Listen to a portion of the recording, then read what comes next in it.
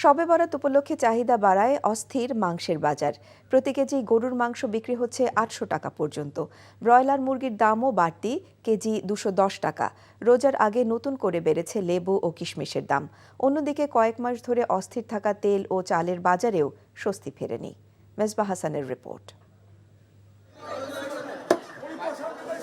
শবে বরাতে বাড়তি চাহিদা গরুর মাংসের, তাই ভিড়ও বেশি কষায়ের দোকানগুলোতে।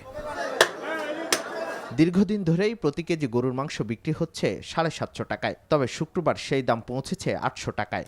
বরাবরের নয় আমরা ৭৫০ টাকা করে মাংসগুলো কিনতাম, আজকে মাংস বাজারে এসে দেখি ৮০০ টাকা। এক গরুতে ১০,০০০ করে বেশি, কেমনে কি করবো কম। মুরগির বাজারও অস্থির। কয়েক সপ্তাহ ধরে ২০০ টাকার উপর ব্রয়লার মুরগির দাম না উঠলেও এখন কেজি বিক্রি হচ্ছে ২১০ টাকায়। সোনালির দাম আরও বাড়তি। ১৯০ টাকা ৮০ টাকা কিনেছি, কিন্তু আজকে আবার দেখলাম একটু দাম বেশি, ২০ টাকা ৩০ টাকা বেড়ে গেছে দামটা। ব্রয়লার মুরগি এই টাইমে তো ১৮০ বা ১৬০ টাকা হওয়ার কথা, ২১০ টাকা। মাল আমদানি খুবই কম। কোনো উৎসব আসলেই বিক্রেতাদের অতি মুনাফার এই প্রবণতায় হতাশ সাধারণ ভোক্তারা। কোনো একটা উৎসব হলেই সেটা দাম বাড়ায় দেয়। একটা উৎসব আসলে দাম বাড়বে, আমি মনে করি রেগুলার যে দাম আছে এই দামটাই থাকা ঠিক।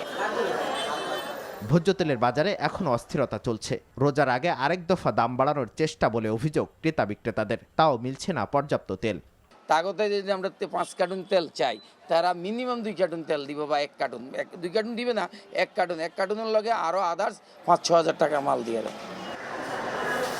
কয়েক মাস ধরে লাগামহীন চালের বাজারেও ফেরেনি স্বস্তি। দাম নতুন করে আর না বাড়লেও কমেনি। তবে গত বছর রোজার আগে সিন্ডিকেট করে দাম বাড়ানোর অভিযোগ রয়েছে ব্যবসায়ীদের বিরুদ্ধে। চালের প্রচুর মজুদ আছে, ধানের মজুদ আছে। এখন অগ্রহণে ধান উঠছে ১ কেজিতে ৬-৭ টাকা বাড়া অযৌক্তিক।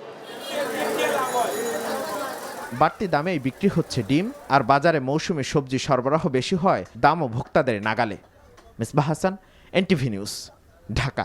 কোটি মানুষের আস্থার ভালোবাসায় ১১ বারের মতো দেশের ১ নম্বর রেফ্রিজারেটর ব্র্যান্ড ওয়ালটন।